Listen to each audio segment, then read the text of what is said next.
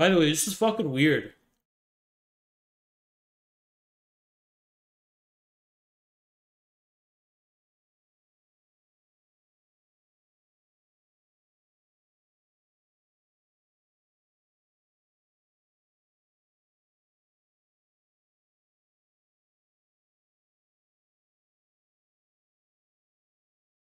How the fuck do people make clips when my VODs are automatically unpublished?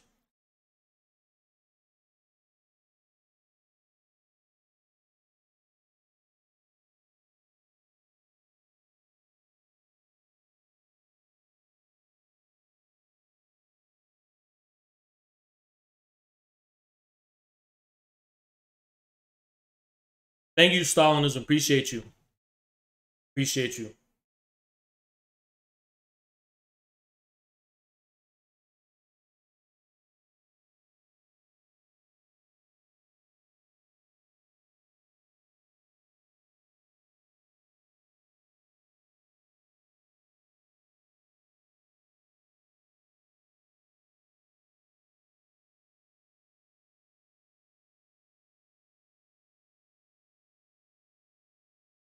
I'm actually kind of worried for my enemies. I'm worried for them because it's been a year and they're still coping about my existence. They're still like haven't gotten over it. Like, can my enemies just be like, yeah, there's that Haas guy, whatever, I'm gonna move on with my day? No, they just like, it's blowing their minds and they can't fucking get over it. Holy shit. They're losing their fucking minds. Jesus Christ.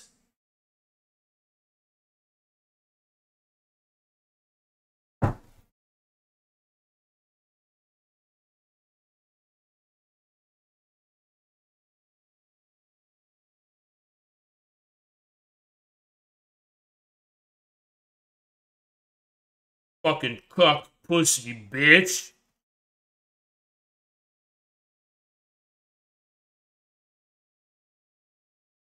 Fucking cuck pussy, bitch. Yeah, I'm a glitch in their matrix.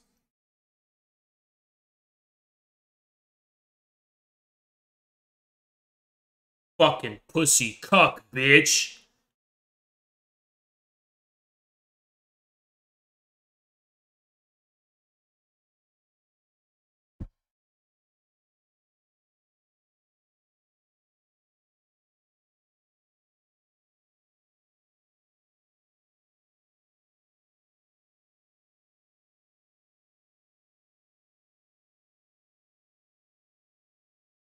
By the way, according to the internet, coping means you're telling the truth when a bigger streamer, in terms of their follower count, they've got over 10 years, is lying. So when a bigger streamer's full of shit and I make them look like a bitch and I'm still going against them, that means I'm coping.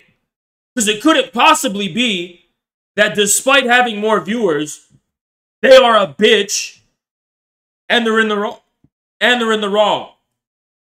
And they're worse than me in every fucking conceivable way.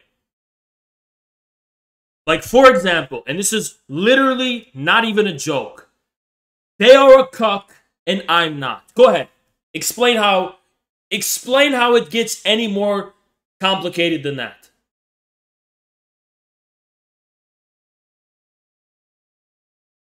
And if being a cuck isn't embarrassing, then nothing is embarrassing. If being a cuck, that's unrelated, then if being a cuck isn't the most embarrassing, dishonorable, and shameful thing in the world, what are you laughing about me for? What is so funny about me if being a cuck doesn't matter to you? That's what I'm trying to fucking say.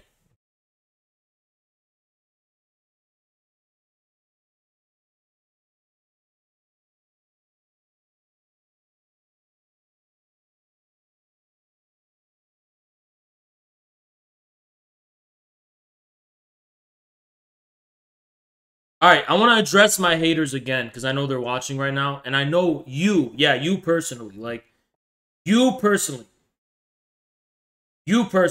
right? You personally, my hater that you're watching, like you're watching me right now, right? You're personally a little bitch. Your life is worthless. You're worth nothing. I fuck your mother. My balls are in her fucking mouth. My existence is the antithesis of yours. Yours. Yours. Yours. There's nothing you can fucking do about it. Nothing. Nothing. You are a little bitch. You are a little fucking bitch and a pussy. You're fucking worthless. What are you gonna do about it, bitch? I've been here for a fucking year, and you still can't get over it that I'm out here with my fucking nuts hanging. You still can't fucking get over it.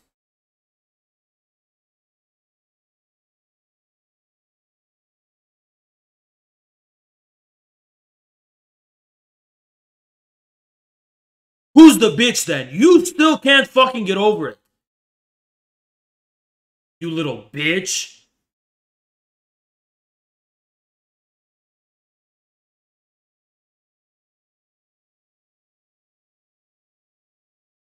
Fucking butthurt bitch. Fucking butthurt, seething little bitch. Fucking seething. Literally seething. Seething. Seething. After a fucking year. Seething. Seething. Seething.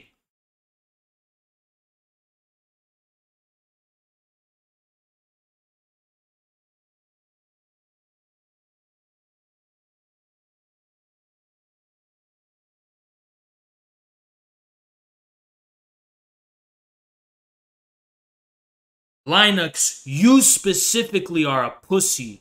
You think that's a man? You think you can be a man if you're a cuck? And I have to tell you, I'm not just calling a name. It's not just the name cuck. It means you let your girl get fucked by other men. That's what it means. That's what a cuck means. Gaming nation. You try to insult me, but according to you, it's okay to be a cuck. So, what have I ever done that could be an insult if it's okay to be a cuck? I've never seen anyone fucking respond to this. I've never seen anyone respond to this.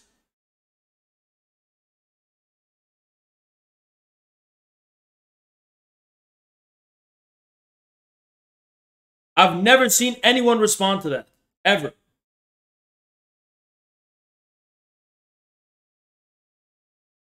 So let me show you another video of cuckoldry on display that's going to explain this, right?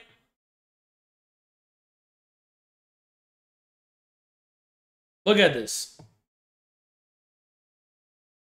So this guy, he's got the mentality of a cuckold psychopath. Ready?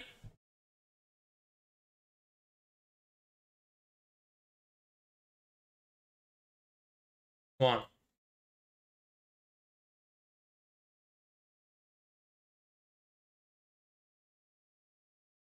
Holy shit.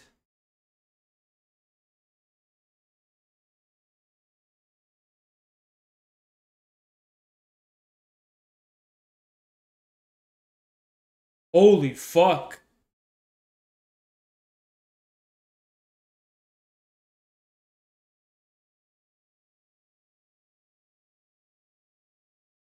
Breaking news.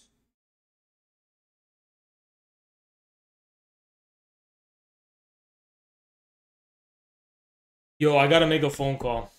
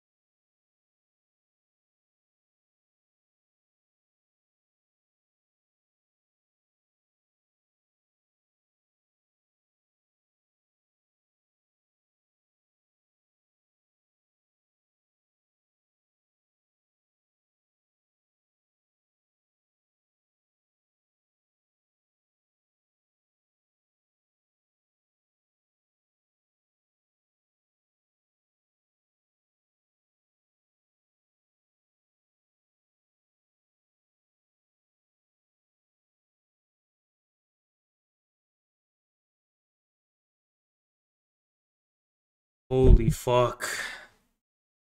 Just got some crazy fucking news that might change today's stream.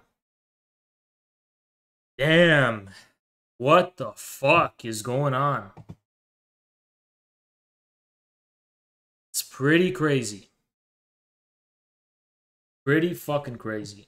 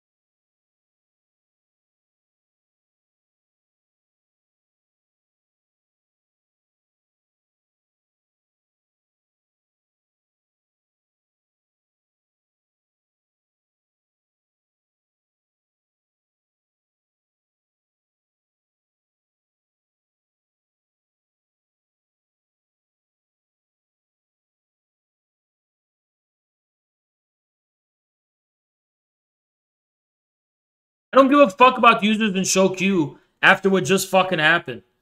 So we're gonna clearly have to get things under control. Who the fuck is this? This is a streamer. Who's this?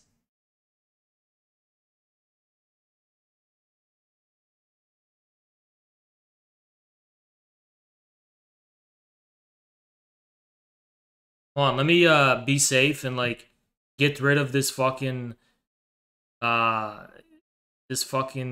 Discord shit that shows the profile pictures. Hello?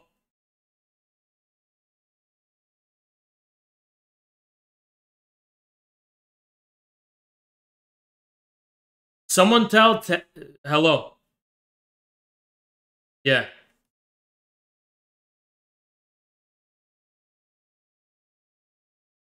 Yeah.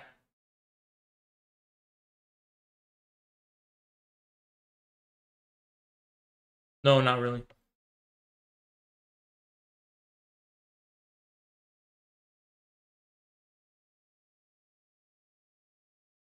I No, think I it's was just gonna cover a lot of misinformation about there's the a Shanghai ton of lockdown. misinformation. Yeah, like, have you seen the videos where there's like a parade of healthcare workers and like their white outfits, and people are like, "Oh my god, they're stormtroopers, like the evil Chinese," and it's just like a parade.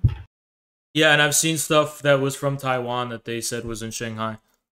It's pretty absurd. There's a lot of misinformation, and a lot of just like general xenophobia about China.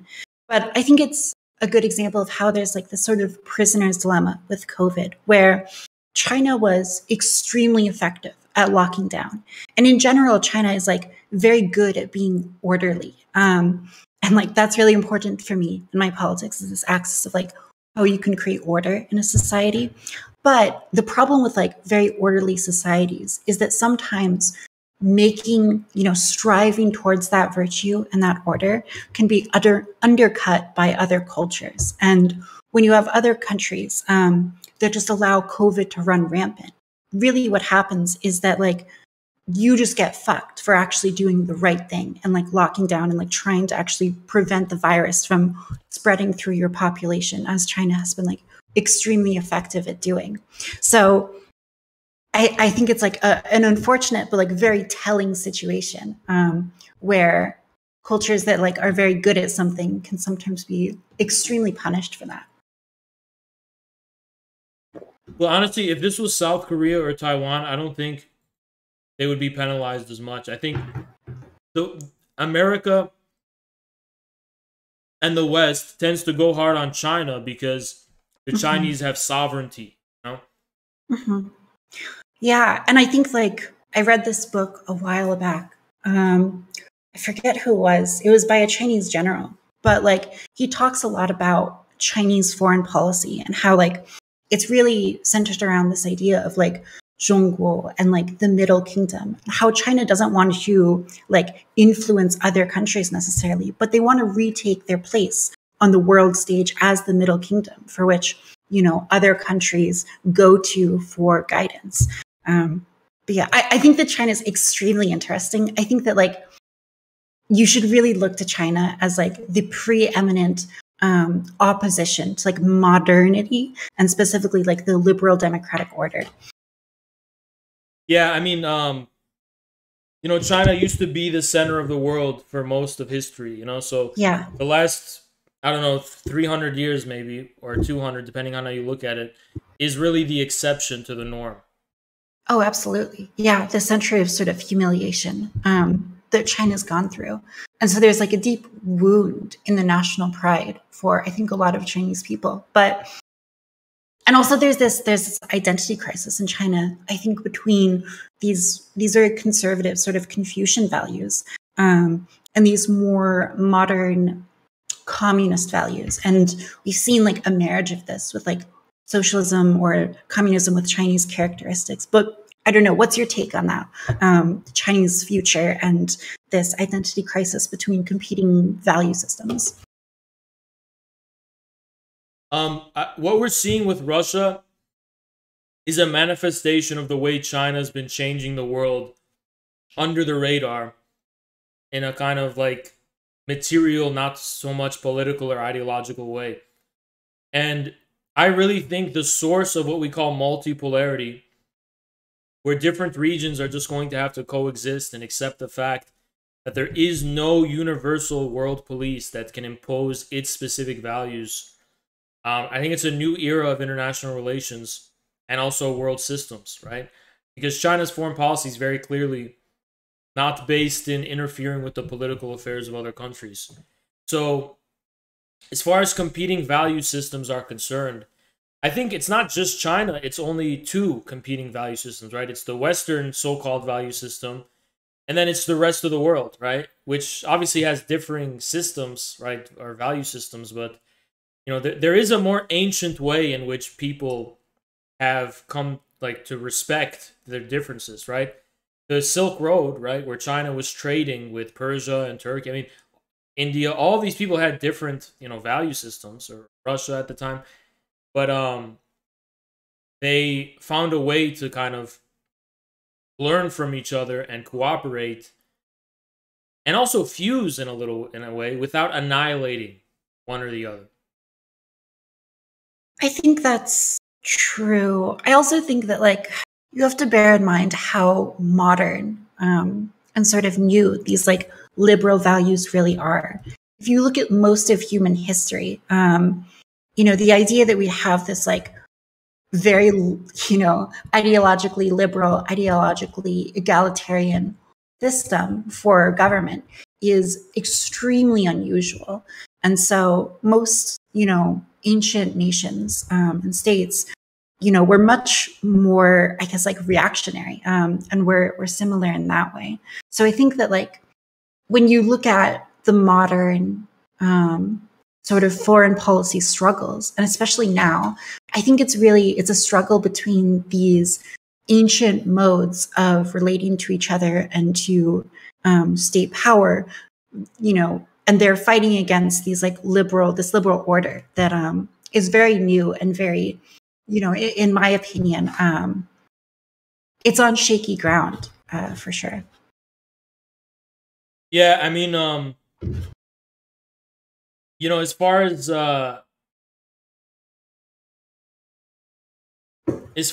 that liberalism is concerned, you're also dealing with not just liberalism, which is kind of ambiguous, right? It's kind of like a lax policy, but also this kind of thing from the British Empire, which was this imposition of a global, truly global empire where the sun never sets, supposedly, right?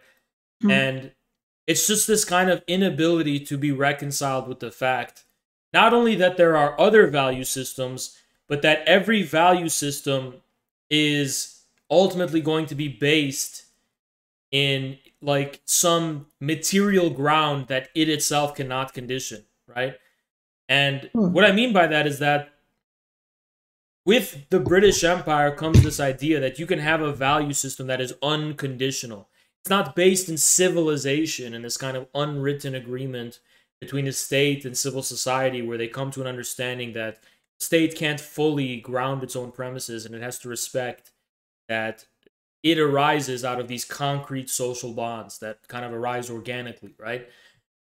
So I think what's meant by liberalism should also, because the reason I say that is because I think liberalism can very easily, at its foundation, turn into its apparent opposite. It shouldn't be taken at its face value of, you know, freedom and equality and all this kind of stuff. Because we can see with fascism, it very much takes its departure, right? Or at least in the German kind, right?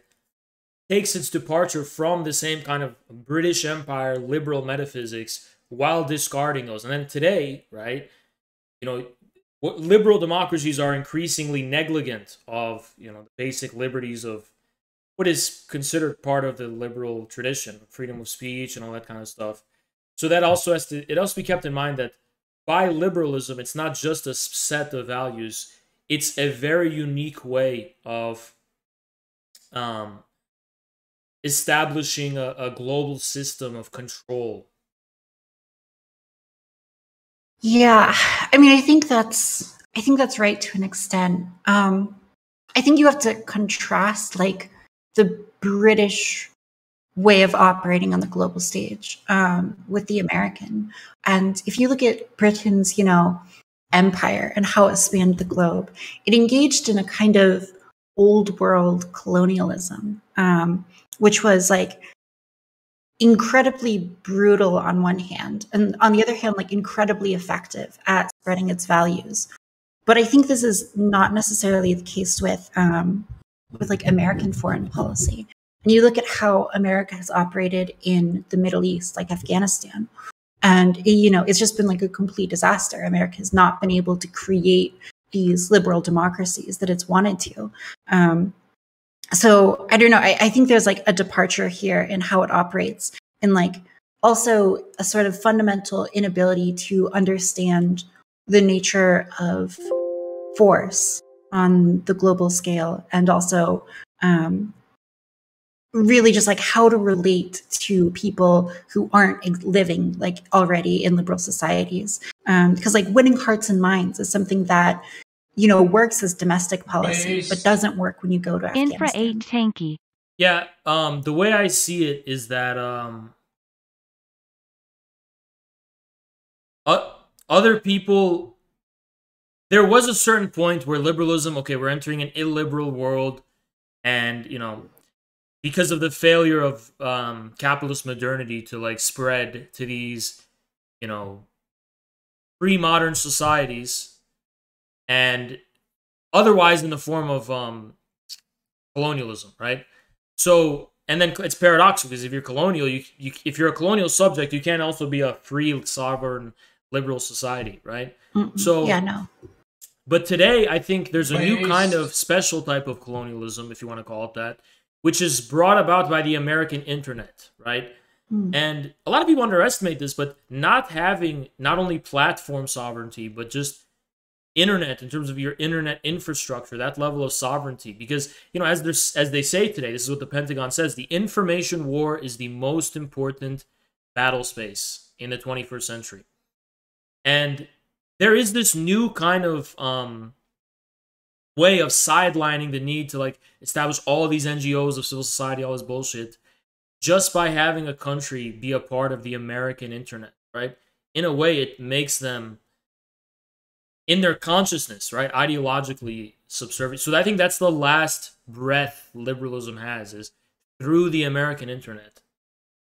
Yeah, I think that's right in a lot of ways. And I think that like the progressive left has really, it's done a very good job, you know, operating on this sort of like information battleground and entering into universities and institutions that propagate knowledge. And in the modern, you know, age, a lot of that's like Twitter and these social media platforms that really control how people are speaking to each other, control the discourse, and so on.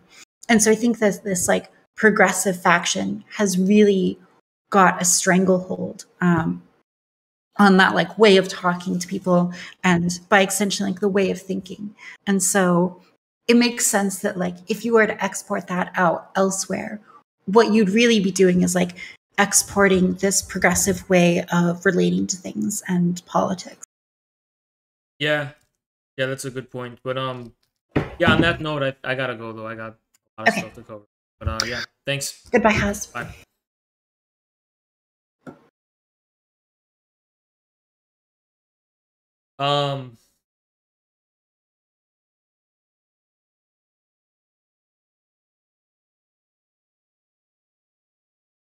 Yes, I did hear that news, guys.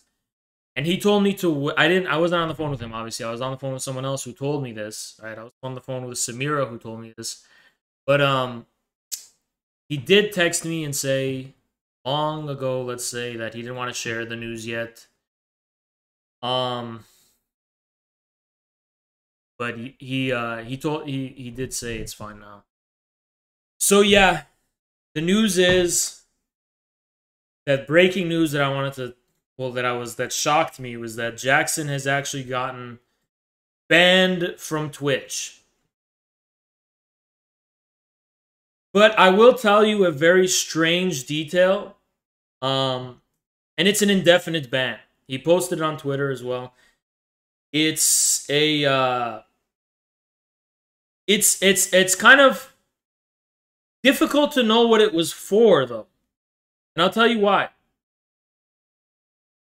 Because they claim the violation occurred in his channel profile, not in his stream VODs or in his stream live, but in his profile. No. It's not clear what the source of the ban is. I mean, I thought maybe it was the Scott Ritter thing. And then I thought maybe it's like something else he said last night. But they didn't specify when the offense occurred, but they did say it was in his channel profile. So I don't understand what was in his, if it was in his description or one of his emotes maybe, or his profile picture or something. I don't know, right?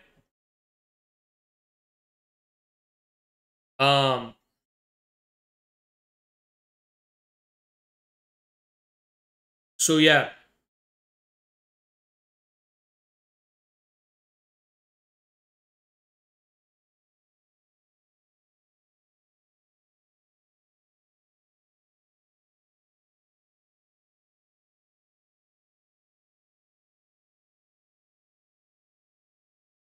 Fuck.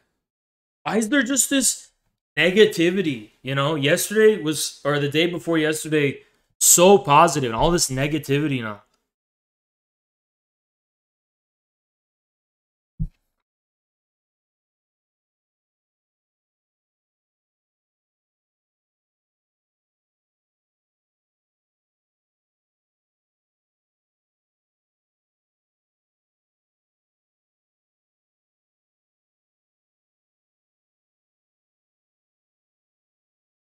That fucking sucks. That for real fucking sucks.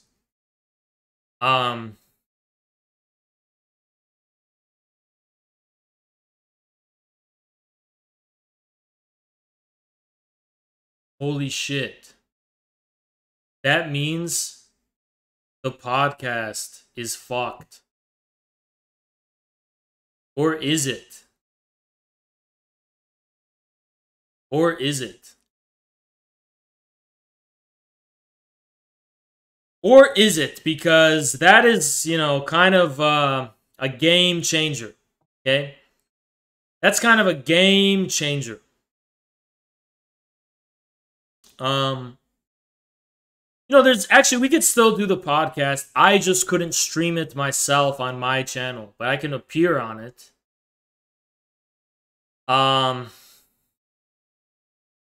I can still appear on it. It's just not going to be streamed to Twitch. But holy fuck. I don't know if it was Russia-Ukraine related. I don't think it was. Because the offense did not occur on his VOD or on his stream, but in his channel profile. So I actually don't know what to think. I really don't know what to think about that.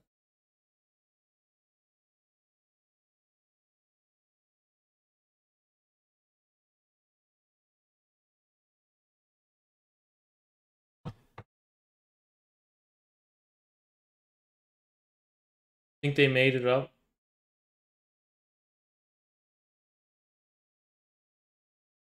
I don't know. I have no idea.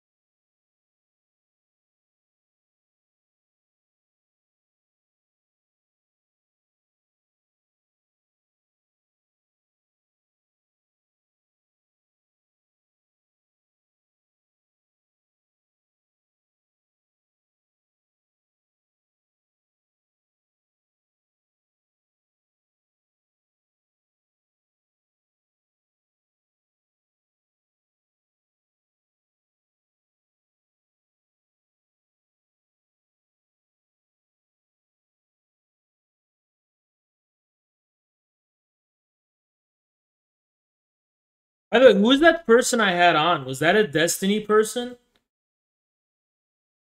I don't know who that person was that I had on was. Who is that? I was thinking about what happened to Jackson like the whole time.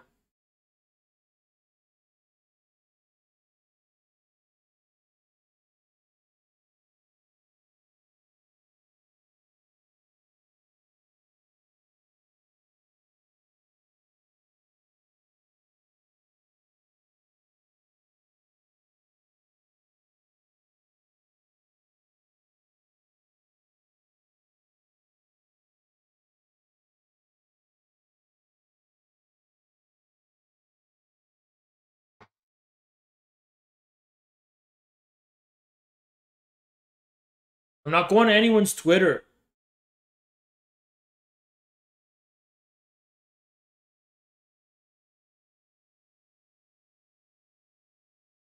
Something doesn't smell right. Something don't sit right with me. Am I being too paranoid right now? Something doesn't sit right with me right now. I feel like there's an operation going on right now. I really feel like there's something weird going on right now. Yeah, this don't sit right with me. Way too much weird shit has been going on. Ever since yesterday, way too much weird shit has been going on. And, you know, that kid, he's on a no-fly list. So the government is watching him, you know? And I feel like maybe having a discussion was like rattled them a little bit, and they're like going all in now, you know? That's what I'm thinking, because this is a little weird. There's something really sus going on, okay? There's something really fucking sus going on. Something really, really fucking sus going on. And I don't know if this is a community coordinating, because I fucking wrecked their mental health and well-being, or if it's literally the government. But yeah, the midterms are coming. I mean, this is super, super sus. I don't know if it's I'm sleep deprived, which, by the way, is because of edibles. You know, edibles, I have to take them again tonight, but fuck. I went to bed today at like 5, and it was way past my bedtime because I was on the phone talking for way too long.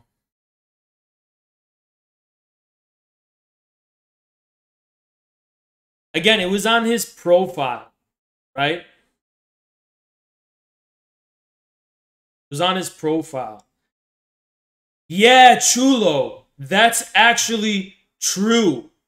Those people were getting swatted left and right. So something really weird is going on. Ever since yesterday, there's been really weird shit going on. Ever since yesterday, like the bots are in full. The bots are really active. They're way more active than usual. Yeah,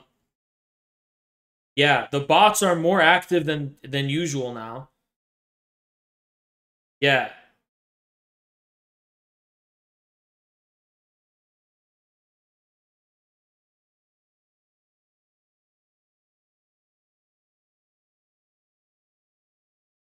Yeah, I don't know what the fuck's. Oh, by the way, you may not know this, and I was gonna cover this today. This is why I think it's not just me, but there's like been a full push maybe recently. Because check this out. So let me get the full list of the victims of the recent purge on Twitter. Everybody has gotten purged. Almost everybody's gotten purged. And it was like a mass purging. Let me find all of the people who got purged. There was like a post showing that like this huge. It listed all the names. But it was pretty fucking crazy. Pretty fucking crazy stuff.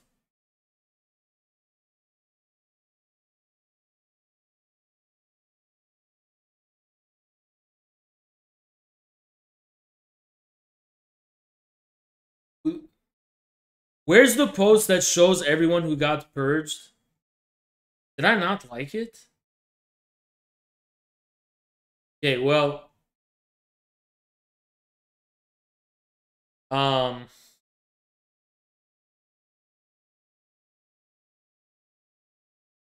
First of all, Jackson, he was attacked on YouTube as well. He ran into a problem on YouTube. And I thought it was related to that. But apparently it's not. And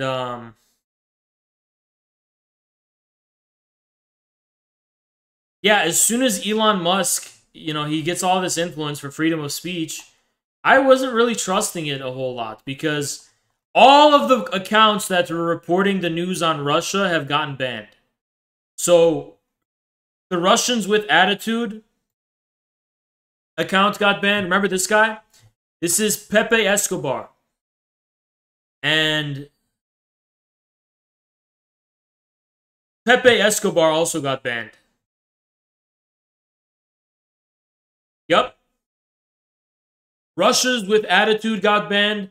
Pepe Escobar got banned. Scott Ritter, he's been banned. And there's a ton others. There's like 4 other accounts that have gotten banned. Grimes is suspended. I don't believe that. Come on.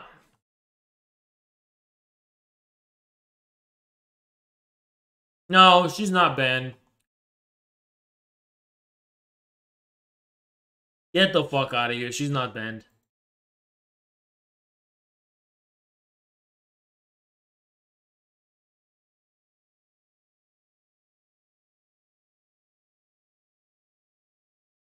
She's not banned.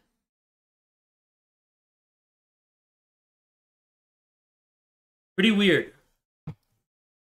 And then, obviously the Jackson ban.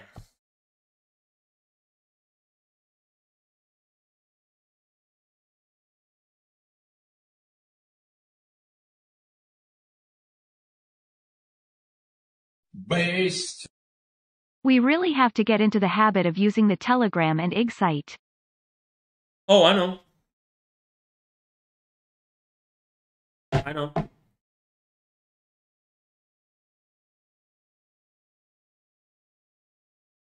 I know.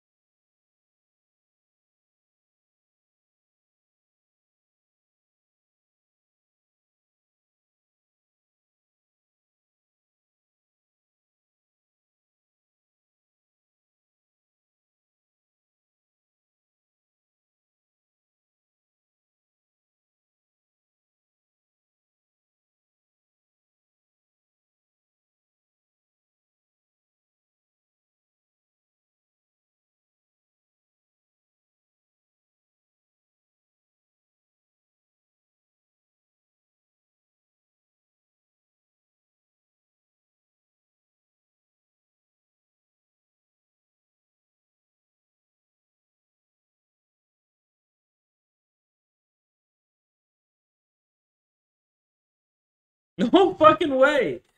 Look at this. Guys, I don't know if this is not real. This is not real. Look at this guy. This guy says, hey, Dave Lee here with the Financial Times. Right when I said something sus is going on, look at this guy. I'm going to show you this. You're not going to believe this shit. You won't believe